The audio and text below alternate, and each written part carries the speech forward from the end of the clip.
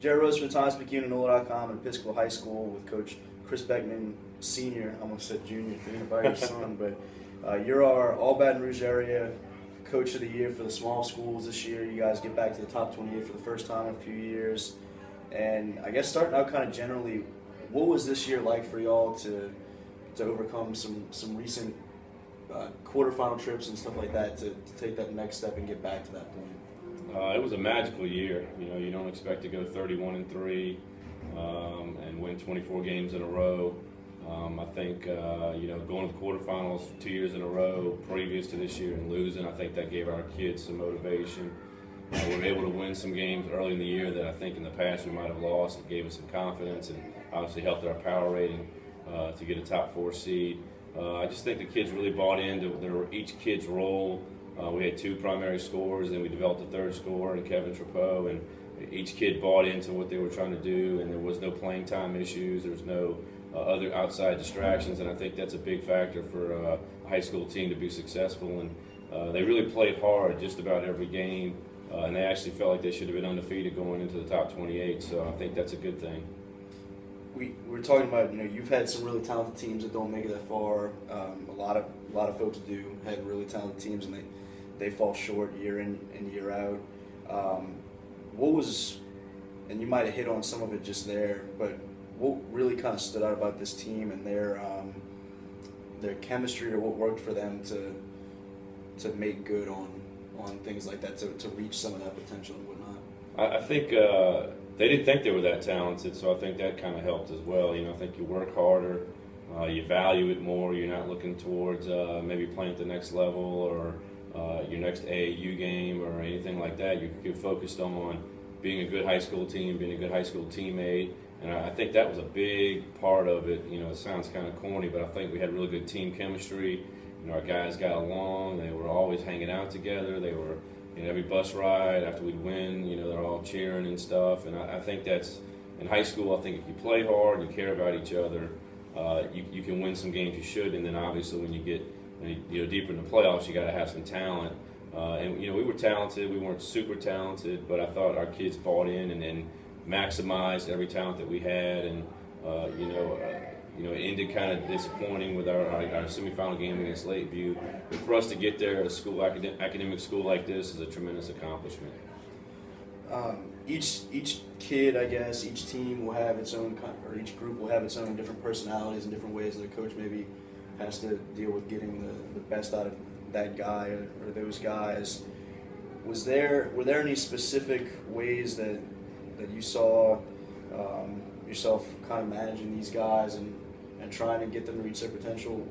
Did they take an underdog mentality at times because of maybe feeling like they weren't as good as other people thought they could be? Or? Yeah, I think we definitely did that. We kind of fly under the radar a little bit with the media, and especially beginning of the year, and people, we're not talked about. We don't have the guys. I think I even said in our post game, we don't have the guys like that make super plays, that dunk it 28 times and make shots and this and that. We just try to grind it out and play really hard. And I really think the past 2 seasons losing, especially last year losing in the quarterfinals at St. James, that locker room in there was disappointment. We had a lot of guys in tears, to me, which means they care.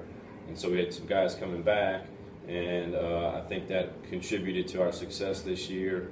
And really, I think we were a loose group, and then we just started having success, and it just kind of carried on, and we didn't get caught up into it. We tried to preach this: the next game is the most important game, it's the biggest game because it's the next game, and we really did a good job of focusing in on that. We wanted to win district, which we had done in a few years, and to go undefeated in district was a big accomplishment for us. And I think kids that care about each other and buy in and don't worry about who's scoring points and how much playing time, great things can happen.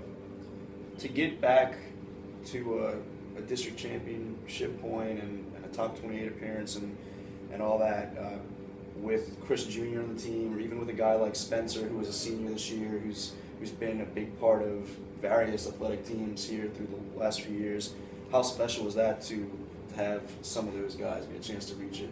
Oh, it's real special. Spencer came here as a freshman, and he's been a big part of the success in football and basketball, and he's had some great individual success. But for him to be a senior and lead us to the top 28, I think is tremendous. And we had good seniors: Jerry Dunbar, Evan Lawson, and David Wade, all contributed in some form or fashion. And as a dad, it makes it extra special with Chris, no doubt, and him having such a prominent role in our success and really playing well throughout the whole year, and being boxed and won almost every district game and a lot of non-district games, and then even in the playoffs, which allowed Spencer to score a few more points and Kevin Trapeau to step up and score. But with your son on the team, you're a little closer to the other guys because you hang out, you see them more with your son, and you're a little more closer with the parents because you see them as well in the social settings, and made it really special. Something that coaching and teaching at a school like this is something you have a privilege to coach your own son, and then to go to the top 28 with him was awesome. You mentioned a couple of those guys they'll be gone for next year. You mentioned a couple of guys that'll be back as obviously key parts of next year's team. It's real early, but what's kind of the outlook going into the offseason and then ultimately next year? I think we've got to replace some scoring with Spencer, and Jerry Dunbar was a great defensive player for us, and Evan Lawson is a program guy who paid his time and ended up being our sixth man, and then had to start for us this year when Jackson Davis got hurt, our post player. So Jackson Davis will rehab from ACL surgery, and he'll be back next year. He'll be a senior, and Chris will be a senior. Those two guys that'll be the leaders of the team and counted on to do even more next year. And then Kevin Trapeau will be a junior next year, and he's really emerging as a really talented player who I thought played really well in the semifinal game, and it's just got unlimited potential. He's going to only get better. He played half the season with a broken hand and didn't miss a game, so there's a lot of toughness. So then we have some younger guys who are going to have an opportunity to step up and see what we can do. And I think if you have a program, like I think we have a program here, you can plug some guys in, year in and year out, and continue to be successful. Maybe not at the same level of success, but our goal is going to be to get back to the top 28, even though we know it's going to be much harder with 2A next year. I think that the top 10 in 2A next year can compete with anybody in any classification. So it'll be a challenge, but we didn't expect to be the top 28 this year, and it was a tremendous accomplishment. And we'll have a little X on our back, so to speak, because we were there this year. But I think you rise to the challenge, and somebody will step up that you're not counting on. There you go, Coach Chris Beckman, senior at Episcopal High School, our NOLA.com, Thomas-McCune, All-Baton Rouge area small schools coach of the year. For NOLA.com, Thomas-McCune, Jarrett Roser.